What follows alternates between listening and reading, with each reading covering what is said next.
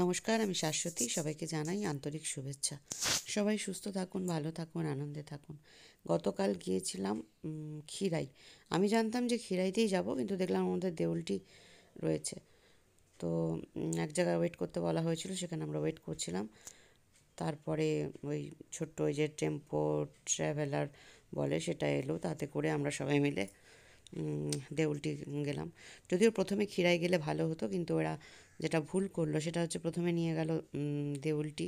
প্রথমত তো আমাদের সকাল 8টা বললে সকাল 9টাই হয়, কিন্তু আমি টাইমের ব্যাপারে এতটাই পারফেক্ট যে আমি ঠিক 8টার সময় গিয়ে দাঁড়িয়েছিলাম পয়েন্টে, কিন্তু অ্যাকচুয়ালি রওনাটা হতে হলো সেই 9টার সময়। তারপরেও নানা রকম বিঘ্ন ঘটায় অনেকটা দেরি হয়ে গেল।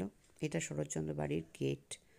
কীরকম লাগে না, শরৎচন্দ্র যে বাড়িতে ছিলেন সে বাড়িতে আমি হেঁটে চলে বেড়াচ্ছি, মানে অদ্ভুত একটা ফিলিংস।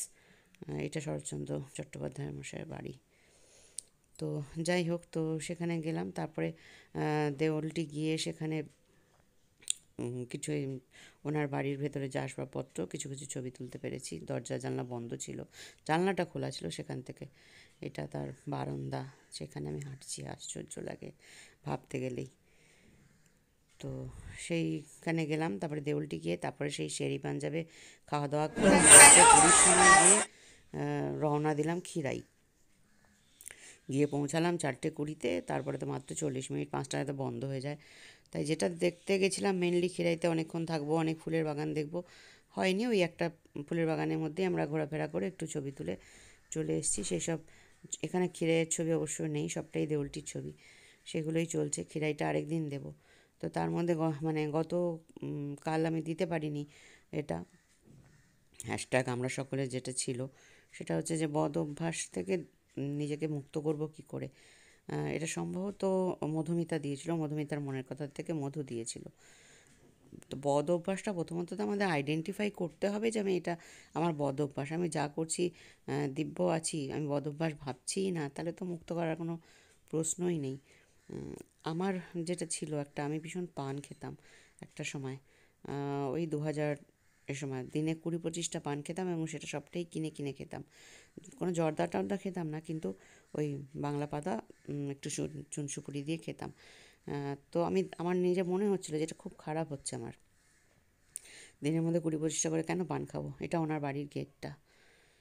তো প্রথমত সেটাকে ছাড়তে মানে যে মনে করছিলাম, কিন্তু ছাড়ছিলাম না বা ছাড়তে পারছিলাম না, যেটাই হোক একটা হচ্ছিল। তো তারপরে আমার একটা অপারেশন হয়, অপারেশনে আমি 3 দিন নার্সিংহোমে ছিলাম। ওখানে তো আর পান সম্ভব নয়, তো 3 দিন পান খাইনি। সঙ্গে সঙ্গে আমার মনে হলো যে আমি যদি এই 3 দিন বাধ্য হয়ে পান না খেয়ে থাকতে পারি, তাহলে আমি নিজেকে কেন বাধ্য করতে পারবো না যে আমার হাতের কাছে পান আছে বলি আমি টপ করে পয়সা আছে ব্যাগে কিনে খেয়ে ফেললাম, কেন করব। আর 20-25 টাকা করে পান আমি নিজের ব্যাগে সবসময় রেখে দিচ্ছি, কোথাও যাচ্ছি রেখে দিচ্ছি যাতে আমার মানে কম না পড়ে, সেটা কেন করব। তো যেইমাত্র ভাবলাম সেই মাত্রই কিন্তু সেই কাজটা আমি এই জোরটা আমার মনের মধ্যে আছে যে আমি যদি ভাবি যে না এটা করব না বা এটা করব, সেটা কিন্তু আমি করতে পারি।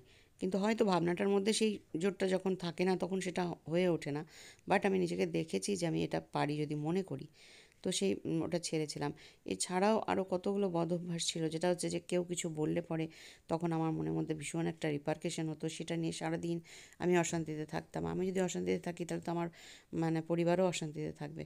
তো সেটা সেই বদ অভ্যাসটা কিন্তু আমি আইডেন্টিফাই করেছিলাম যে যে করছে সেটা তার সংস্কার, আমি কেন তার সংস্কারের সাথে নিজেকে যুক্ত করে, এটা রূপনারায়ণের তীরে শরৎচন্দ্র বাড়ির সামনেই, কেন করতে যাব। তাই বদ অভ্যাস রেকটিফাই আইডেন্টিফাই করলে রেকটিফাই